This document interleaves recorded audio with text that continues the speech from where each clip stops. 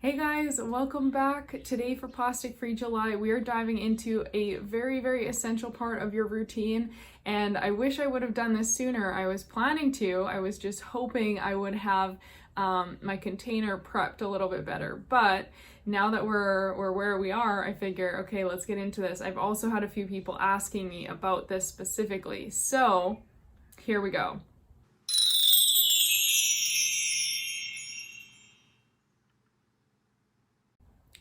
Welcome back. My name is Kara Michelle, and I'm here to help you live your truth. So I've had a lot of questions from you guys about shampoo and conditioner and how to do this plastic free. So I want to share a few different hacks that I use. I would say I'm not perfect on this, although I try my best. I did when I got back to Canada, because I was traveling all winter. So when I was traveling all winter, I had my plastic free stuff with me in Australia and Bali because it's really easy for travel anyway. And then when I got back to Canada, because I had some old shampoos that I hadn't finished, I was actually using those first. But typically I prefer to use this all natural routine that I'm going to share with you. So there are two different options. So one of these options is to go to a store like Lush or I'm not sure where else, but different like home handmade stores. A lot of like local shops with beauty products have handmade bars of shampoo. So personally, I have used the different ones from Lush before.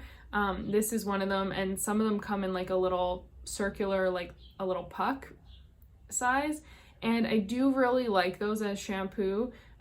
Lush is cruelty-free, vegan, and it is generally very natural products. However, I have read and done a little bit of digging, and it looks like some of their shampoo and their homemade shampoo bars are actually have some chemicals in them to help create that lather, like that bubbly, shampoo feeling.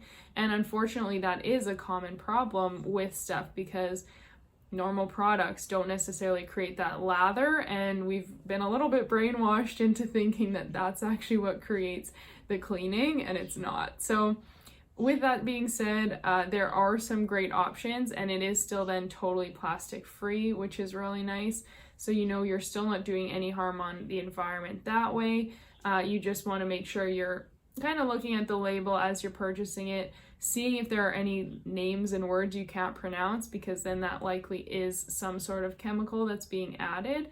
And just remember that you're putting that on your head every time you wash. Now, I do want to say though, that's still 1,000 times better than a normal store-bought shampoo, because those store-bought shampoos are like 100% chemicals. So downgrading to a natural eco-friendly product that has maybe like one or two chemicals in it versus like a plastic container filled with a lot of chemicals, like there's still a big difference, right? So you're making a really positive shift by getting that shampoo bar. Now, if you want to actually make your own shampoo at home, there's a couple adjustments in like I said, understanding that the lather effect isn't really going to be there the same way that it is with the chemicals. But what's also important to note is that shampoo companies actually design their shampoos so that you continue to need more and more and more. So I don't know if you've noticed this, but I know for me personally, when I use a store-bought shampoo, I almost feel like I have to shower and wash my hair every single day, because it starts to get a little bit oily, it doesn't feel as nice. I feel like I have to do it in order to, or I have to use like a dry shampoo or something, right? But it's almost like it becomes a necessity to wash my hair every single day, which isn't actually good, because the more you're putting those chemicals on your hair, the more you're it's stripping like the natural oils and your natural hair, basically. It's not stripping your natural hair, but do you know what I mean? So when you're using those kind of chemicals all the time, it's really not helping your hair by any means. And so then you go and you buy more expensive products, you buy like the argan oils, you buy these different things to help regenerate and help your hair grow or help it become thicker, fuller, smoother, all these different things. But if you just use less chemicals on it in the first place and had a better shampoo, that could all be avoided, right? Before I get into my homemade shampoo concoction, please make sure you comment. I'm creating a healthy planet for an entry to the giveaway, and if you screenshot and share on Instagram, make sure you tag myself, Real Cara Michelle, and Healthy Planet so that you get 5 bonus entries. Okay, I'm going to be drawing 2 lucky winners at the end of the month from all the comments, from all the shares. I've been keeping track, and I'm excited to announce who gets these plastic-free starter kits. So make sure you comment and get involved, and go back through the old videos as well to get those extra entries in. Now, with that said, here is my homemade shampoo and conditioner. So it's not actually all that exciting, but it works. It truly works very well. So I actually love this more than normal shampoo now that I've done it a few times. And I guess I first started using this over a year ago, probably almost 2 years ago now. And then, like I said, if I am traveling, I typically get one of those shampoo bars so that it's just like really easy. And the shampoo bar actually doubles very nicely as laundry detergent. So when I was living in the jungle and I didn't have laundry, I was obviously hand washing everything all the time. And I just used like a bit of that because it had the lather and the cleaning, and I could just wash all my stuff with that, which was a lot more natural than a chemical laundry detergent. So it's kind of like a win-win. Now we have the magical baking soda. This is really an all-around cleaner. I've talked about it in the toothpaste video, where that might have actually been all that I've talked about it in, but it really comes in handy for so many different things, and it's a natural cleaner. Now, this is in a lot of cleaning products already, and it can be very, very good for your hair.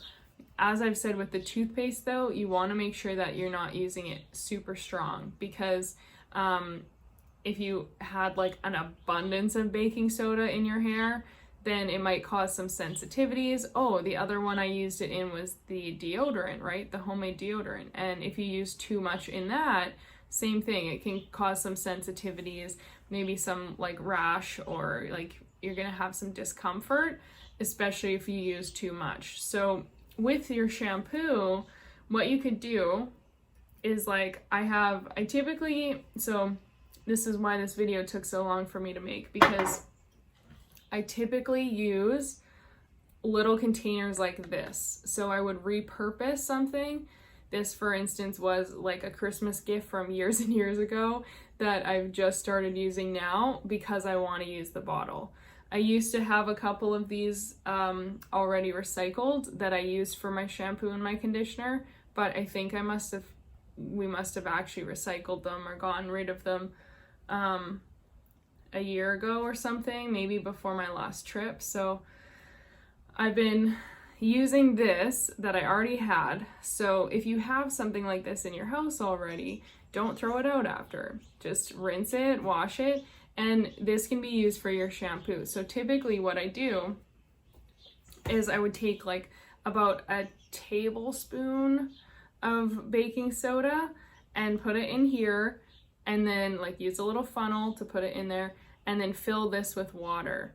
So there's only about a tablespoon of baking soda in the full thing, and then you obviously would shake it up. And so every single time I go to wash my hair, I just like shake the bottle and then drop it on. And because it's not like a thick, it's not a thick substance, obviously, so it's not gonna lather, but you just put it on like around your roots and rub your hair through and like do all your stuff. And it really does a great job at cleaning and like cleaning your hair without drying it out, without causing a lot of extra problems, without being a lot of chemicals. Then your conditioner, I had to think of the word, is apple cider vinegar. Now I also mix in some lavender essential oils here again, just like with the deodorant and with the, not the deodorant, but with the face toner, like I use apple cider vinegar just a tiny bit, same thing because it's strong. So just like a tablespoon or so of apple cider vinegar, maybe 2 tablespoons in this bottle. It's very diluted, and because it is acidic, so it's not like you want to just like pour straight apple cider vinegar on your hair, but these really complement each other well. I actually came across this from Plastic Free Mermaid. You can check her out on Instagram. She's so incredible. So I discovered this from her a while back. I would add an essential oil so that it smells really nice.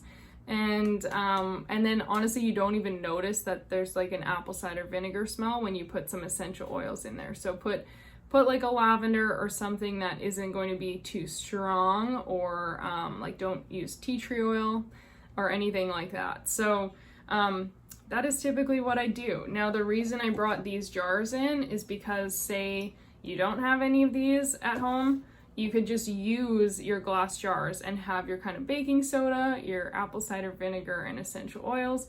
And then this is just a little bit of a hard example because it is such a wide lid that like it's gonna be hard to dump just like a little bit.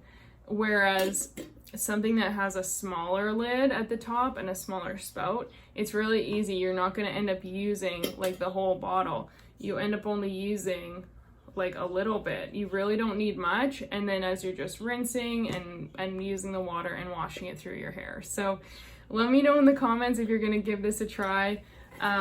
Honestly, I would say that using that, my hair felt so much better, which I was really, I'll be honest too, I was surprised by. I thought maybe it wouldn't feel that good.